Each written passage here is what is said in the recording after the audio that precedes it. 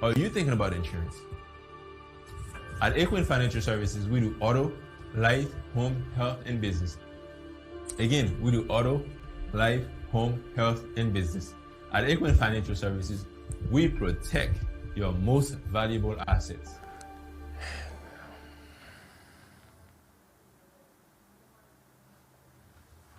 Hello, everyone. Thank you for tuning in once again to this Wednesday.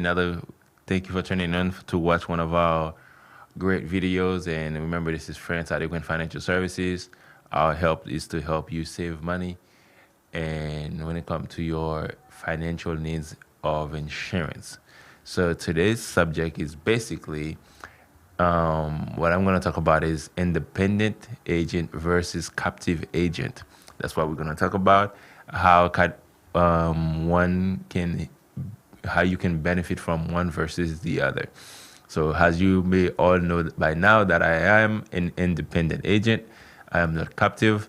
We do have our own leeways, and we do have our own limits, and we do have our own way of operations and certain things that we can do to help certain clients when we come to independent, as well as the captive agent as well. So today, again, our main subject is going to be independent agent versus captive agent. So before we get into that particular subject, also I wanted to say thank you guys for watching all of our videos, and for calling us, and for liking, for subscribing, and also for giving us these particular stars on our online website. I truly appreciate you guys, and I don't know how to express such love that you guys has been sharing. And as well, I'd like to say to those of you guys who hasn't called us or who hasn't taken the service from us, I will encourage you to give us a call. I will also advise you to go on our website to see what we do, or go to our Facebook page and review our videos. And of course, if you find content, if you like what you've seen, if you find value in what we do, please share, like, and subscribe with one of your friends or family members. And of course, call us with all of your questions, needs. If I don't know it, I will not try to give you an answer on the spot. I will go look for the answers and for your question, and give you the proper appropriate answer pertaining to your questions. So enough about insurance right now. So what is the difference between an independent versus a captive agent? There are a variety of benefits of being let's say, a captive agent. And there are certain things that you may not like about being with a captive agent. So a captive agent basically works with one company. They don't have any other products. They don't know anything about any other products. They just know about one certain products. Okay, so therefore they won't be able to help you look for other product because they're only in one room.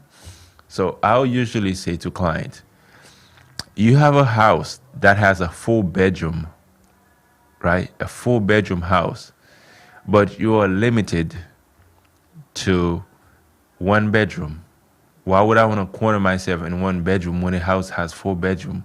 If the house has 4 bedroom, I should be able to go and look to see which room that I like the best, and so I can where I feel more comfortable to stay, so I could stay in that particular room. So remember, that's just an analogy or an example, just to show you the difference between an independent agent and a captive agent. So a captive agent, since you're a captive, you are able to stay in one single room. If that room has a bathroom, you're going to use that bathroom. If the room has a kitchen, you're going to use that kitchen. If the room has a playground in it, you're going to stay in that same room. So whatever that room has, that's what your limit is. That's what you're able to use. So a captive agent also, I say, it's only one opinion. There's nothing else to compare it with. That there's no other quote to compare what you are getting if that is the best of what you can get. You understand? So, and also when you do dealing with a captive company, I don't want to sound biased, but at the same time, the limitation is very vast. I mean, there's not much you can really do. It's only based on what the company has to offer, and whereby an independent agent is a completely different story. An independent agent, and of course, the independent agent work for you. Okay, they work in your behalf. They look for the deal or through the company. They're fighting for. They look through these four other rooms, like we stated earlier, to find what is the best suit for your needs.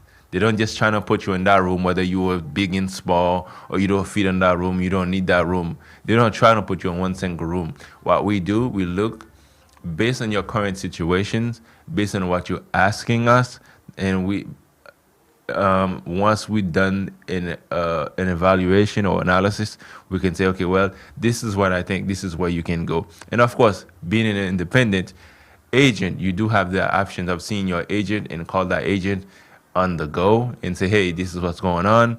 They can take the time, since they know your situation much better.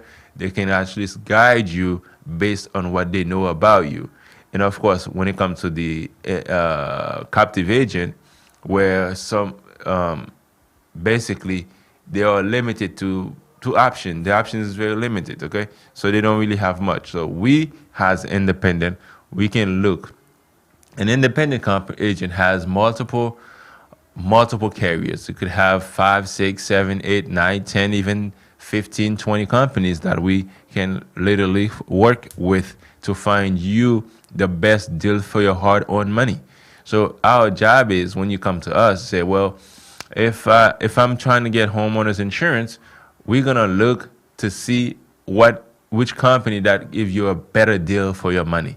That's basically the end game. Well, some people who will say, well, since you're the middleman, you find me the best deal. Am I not gonna lose money?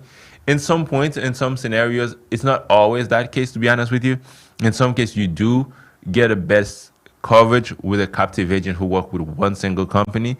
In some other instance, we match up or we even beat that company, because it's based on the competition. The companies knows that the competition out there, they have to compete to get your business. So if they're willing to compete, our job is to look for what are the incentive out there to find that product that can help you get the best of your money. You guys can hear that I keep saying we get the best of your money, over and over, because that's what it's all about. If you're not getting the best for your hard-earned money, you're literally losing out of what your earning is.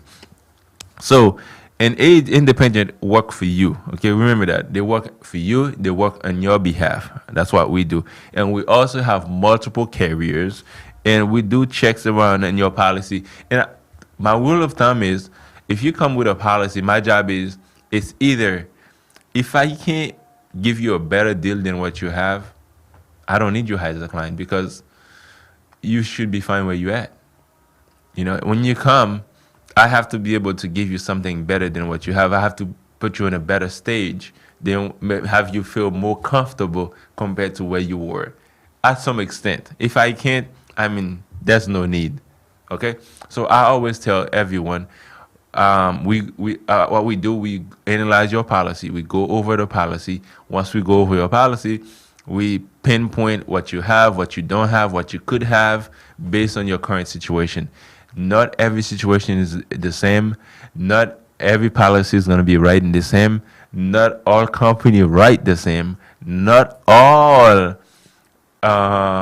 client will qualify for the same thing. There's always a qualification process that we have to go through. Some people have accidents, some people may have bad credit issues, although they may be the same age, the same code, the same address. Because we all has a variation, that variation will dictate what is the pricing. So we're going to take a little quick break. When we get back on that break, what we're going to do, we're going to cover a couple of questions that I do have throughout the week that a couple of you guys asked. The one was one of the question was, what is the actual cash value of my vehicle? What is the replacement cost? That's for homeowners. And what is which is the best way to pay for my insurance premium? So these are the next on the next segment after the break. That's what we're gonna cover, just to make sure you have an understanding of these basic things, so you can go in your daily lives. We'll be right back, guys. This is France at Equin Financial Services. Need life insurance? Then contact our professional and friendly team to learn more about our range of custom and tailored services designed to suit your exact needs. Every one of our professionals have acquired years of experience, which ensures you get the very best. Our experienced staff are waiting to hear from you and to answer any specific questions that you may have on how we can meet your needs. Just ask for a consultation and let us prove our commitment to you, as we promise to maintain the highest level of quality and commitment. Your satisfaction is our prime concern. So please don't hesitate to get in contact with us and let us show you all the great options we have. Thank you for waiting. Yeah. All right, now we are back, and the next question is going to be, what is the actual cash value of my vehicle? Okay, that is a question that I've got quite a few times, and I think we have to make some clarifications here. Let's say you went 5 years ago, you purchased a BMW for $10,000, right? So at that time that you were purchasing that vehicle, it worth about 10 grand. 5 years later, due to the fact that you did pay $10,000 for it, instead of that car appreciating, it actually depreciate. It's losing value due to its age, wear and tear, and of course, two of you using it. Okay, so probably we enjoy the same thing. So what I'm saying is, basically, let's say you have that car for 5 years, for some odd reason, God sake, you got into an accident. And due to the fact that you have gotten into an accident, I just want to remind you that since you had paid $10,000 for the car 5 years ago, it's no longer worth the same thing. So what is the actual cash value of your vehicle or your property? So what they will do, the company or the adjuster, what they'll do is, once you come in after the accident, the adjuster will come out and double check in your cars, just to make sure the car is in good condition. That's the first thing. That would be checking to see if you were maintaining that car in a good working order. Was the car beat up? Was the car well taken care of? Because there's what we call good, bad, and great, or a poor condition. So condition prior to you being a victim of an accident, prior to your car being totally damaged or total loss, they have to account that to a certain degree. So the first thing they'll do, they'll evaluate your car, and second, they will see at your current age of the car, if the mileage and the condition of your vehicle, what is the current actual cash value of that vehicle. So don't expect to get 10 grand back. It could be 3,000, it could be 4,000, it could be 5 or 6. But I guarantee you, I'm not going to say I guarantee you, it's a possible you could modify the car and bring it up back to 10 grand. That possibility does exist, because there's people that does extraordinary things on the car, and it does bring the value up to a certain level that actually what they bought it for is no longer worth the same, is worth more. So that's a different scenario. But to the daily Joes out there, I'm sure most of us don't do it. I'm talking to you guys right now. So if you had paid 10 grand for that car 5 years ago, right now it's no longer worth 5. After that accident, it could worth 3, 4, 5, or 6. Okay, just keep that in mind. Now the next thing is, what is replacement cost? Replacement cost, that's more of a property and casualty insurance, more of a homeowner's questions. So let's say you have your home, okay? Now your home, let's say your home worth about $400,000. Now, what is the replacement cost for your home? Your home may be worth 400,000, but to replace your home, it will not cost 400,000 to replace your home. You see, replacement cost. The word it's just that simple. To replace my home, what is the limit? So you went and purchased homeowners insurance. Now, while you're purchasing homeowners insurance, what we'll do, we check to see if the company insurance, what we'll do, they will check in your home and the $400,000 home to see if that worth, how much is it worth to replace that home. It could be 350,000 or 275,000 or maybe 280 or 380 itself. But they will do an evaluation based on the current market rate of to rebuild a home at that point. They will say, okay, since your home got caught on fire or a rooftop, the hurricane came and the roof flied off. So to put your home back to its original stage, this is how much money that you would need. Or if your home were to burn down, this is how much money you would need to replace your home. So replacement cost and actual cash value is two different questions in two different scenarios in two different items. They do not work the same way. Replacement cost, how much would it cost me if my home worth 500,000? How much would it cost to replace my home? It could be 250,000 or 350,000. Keep that one in mind. So that would be last but not least questions. And the other question is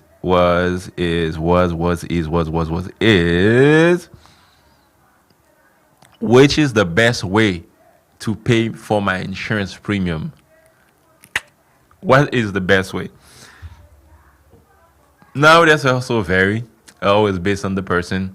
I know some people always like to pay 6 months. They want in for the homeowner, the insurance, or the homeowners too.